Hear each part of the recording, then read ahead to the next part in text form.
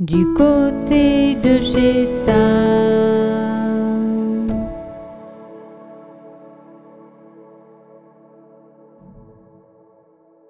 Bienvenue du côté de chez Sam. Les chats sont à l'honneur pour cette 100e avec le dictionnaire amoureux des chats par Frédéric Vitou. L'académicien nous apprend que le chat est apparu en même temps que l'homme, l'animal s'en étant rapproché il y a 10 000 ans. En Égypte, c'est la première fois que le chat laisse une trace dans l'histoire, pays où il est célébré, choyé, protégé et même divinisé à travers Bastet. Le mot chat apparaît dans notre langue au XIe siècle et vient du latin catus. Les Vénitiens protégeaient eux aussi les chats, parce qu'ils protégeaient Venise en pourchassant les rats et empêchant ainsi les habitants d'attraper la peste. Les chats ont maintes fois dû subir la bêtise des gens en 1471 lors de la Saint-Jean, où l'on fit brûler les chats sur un bûcher, car on les considérait comme démoniaques. Heureusement, la Société protectrice des animaux fut créée en 1845 par Étienne Pariset. On retrouve les chats dans la littérature. Plutarque, dans ses œuvres morales, plus précisément dans Isis et Osiris, parle déjà du chat. Il fait le rapprochement de cet animal avec la lune et du mystère de ses yeux qui voient dans la nuit. Au Japon, nous avons le Dide du Genji, qui fut écrit au XIe siècle par Murasaki Shikibu. Tibère est l'un des premiers chats de la littérature française dans le roman de Renard au XIIe et XIIIe siècle. Moncrief est le premier écrivain français à consacrer entièrement un livre sur le chat, avec Histoire des chats en 1727.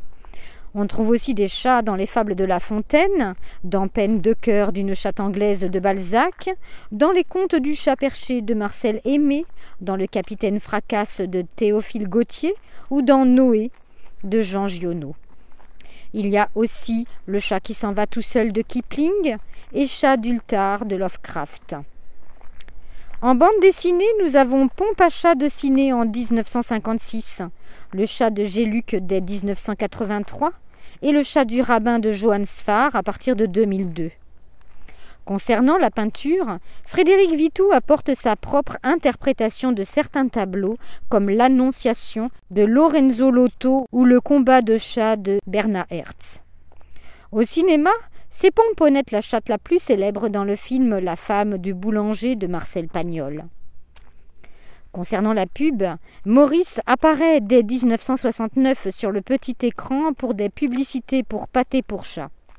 En 1973, il remporte même un Patsy, équivalent des Oscars. Les chats ont également été mis en musique, phrase à prendre au premier degré, car en 1547, à Bruxelles, a été créé l'orgue à chat, une boîte dans laquelle on enfermait les chats, sauf leur queue, sur lesquelles on tirait pour produire des miaulements et obtenir une mélodie. De nombreuses personnalités se sont entourées de chats comme Hemingway et son F. Minet, qui servait de baby-sitter à son fils. Il y a Bébert, le chat de Louis-Ferdinand Céline, Williamina, la chatte de Charles Dickens, Louis XIV, le chat du célèbre photographe Sanford Roth, Missetto, le chat du pape Léon XII, qui fut confié à la mort de son maître à Chateaubriand, ou encore Nelson, le chat de Churchill, et tant d'autres qui leur ont rendu hommage à travers des citations. Le chat signe chacune de ses pensées avec sa queue. Ramon Gomez de la Serna. Sur ses lèvres closes, le chat a laissé s'assoupir le printemps. Yang Ili. Les chats sont incompris parce qu'ils dédaignent de s'expliquer. Ils ne sont énigmatiques que pour ceux qui ignorent le pouvoir expressif du silence. Paul Morand. Il n'y a pas de chat ordinaire. Colette. À chaque fois qu'une maîtresse me quitte, j'adopte un chat de gouttière. Une bête s'en va, une autre arrive. Léoto. Les particularités du chat sont également abordées, comme celle de toujours retomber sur ses pattes, qui a valu une enquête plus que douteuse menée par 2 médecins vétérinaires de Manhattan. Pas si courant que ça, des chats qui chutent des gratte-ciel de New York, à moins qu'on ne les y pousse. Il paraît aussi que les chats n'aiment pas se mouiller alors qu'ils savent tous nager, sauf les chats de vanne qu'on appelle les chats nageurs. Le chat est également un gros dormeur avec 16 heures de sommeil par jour. Et il rêve, contrairement aux gros félins. Côté bien-être, selon les adeptes du Feng Shui, le chat capte les mauvaises ondes, les absorbe et les inverse. Caresser un chat ferait également baisser la fréquence cardiaque, la tension et le stress. Pline ordonnait de porter en amulette de la fiente de chat avec un doigt de hibou contre la fièvre carte. Il n'y a pas si longtemps, les pharmaciens vendaient la peau des chats pour apaiser les rhumatismes. Il existe une maladie génétique portant le nom du syndrome du cri du chat, car on dirait que la personne qui en est atteinte miaule.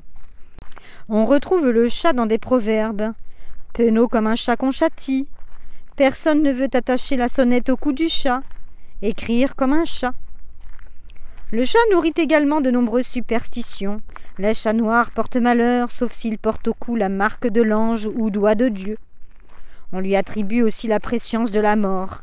D'ailleurs, en Hainaut ou dans l'Eure, on pensait qu'un chat qui quittait la maison d'un malade ou son lit était signe de la mort prochaine de ce malade.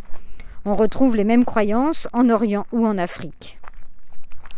Un chat qui dort dans un foyer sert de porte-bonheur au Cambodge. En Italie, un chat qui éternue apporte la richesse à celui qui l'a entendu. Rêver d'un chat blanc pour les Américains signifie que la chance va tourner. Voici quelques petites anecdotes concernant nos chers félins. À New York, des hôtels proposaient des chambres avec chats pour tenir compagnie aux voyageurs de passage. Au théâtre, on avait pour habitude d'avoir un chat dans la troupe pour chasser rats et souris, pour apaiser le trac des comédiens et porte-bonheur. Aux Indes, on est persuadé que l'âme des êtres humains à leur mort transmigre dans le corps d'un chat. Nous terminerons avec des statistiques. En 2005, on estimait qu'il y avait 10,5 millions de chats en France, avec 1,6 chats en moyenne par foyer. Pour conclure, selon Frédéric Vitou, le chat serait un prodigieux révélateur de l'état d'une civilisation.